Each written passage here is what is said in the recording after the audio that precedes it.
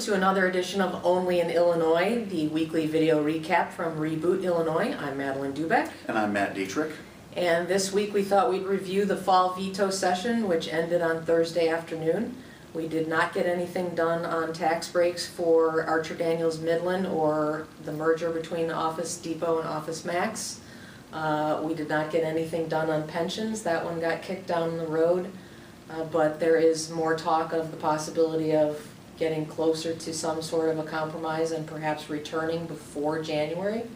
There was one pension bill passed for the Chicago Park District only that you think we all should pay a little bit of attention to? That happened late in the week. It happened on Thursday right before the Senate adjourned, and it reduces some pension benefits for Chicago Park District workers, and that may seem like a very limited thing, and it is because it pertains to a fairly small government body, but the important thing about it is this could become the test case when it gets into the court system, if it's challenged in a lawsuit, which I assume it will be, that sort of gives an idea of, can benefits be diminished? What can we do about the pension crisis for especially the 5 bigger state pension funds, and also for all the other Chicago city pension funds, which that's a very big problem coming for the city of Chicago. A huge problem.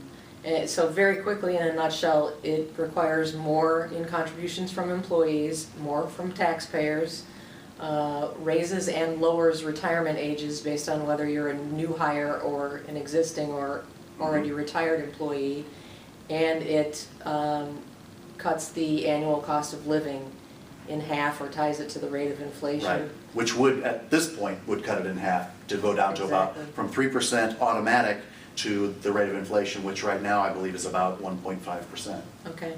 So the big news of the week really was the passage in the House and then subsequently in the Senate of the gay marriage bill, which is going to become law here shortly.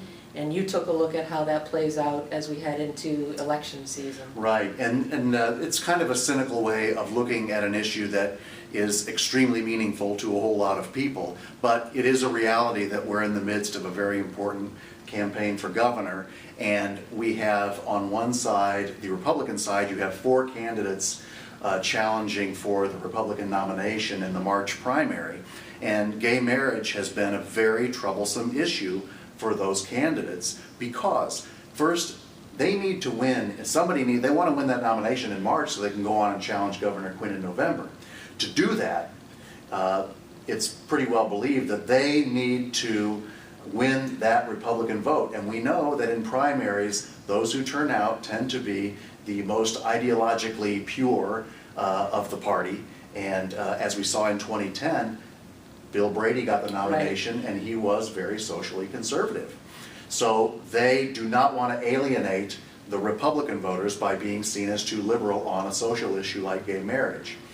At the same time, they also know that whoever wins the primary needs to get some of that Democratic crossover vote in order to beat Pat Quinn in November. Bill Brady couldn't do that and lost by 32,000 votes in 2010.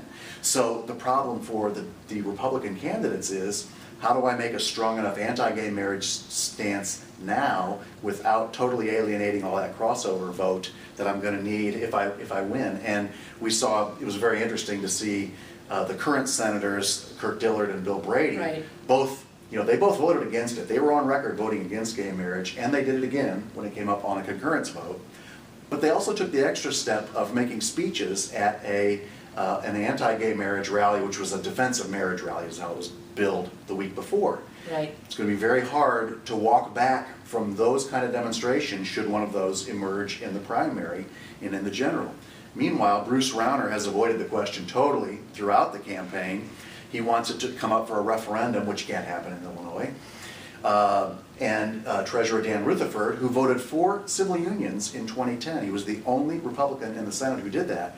He came out against this particular gay marriage bill, but then sort of disappeared. He did that early in the year and then kind of disappeared as the vote happened this week. It'd be very interesting to see if this stays a big issue. I think it's going to stay as much of an issue as Pat Quinn wants to make it.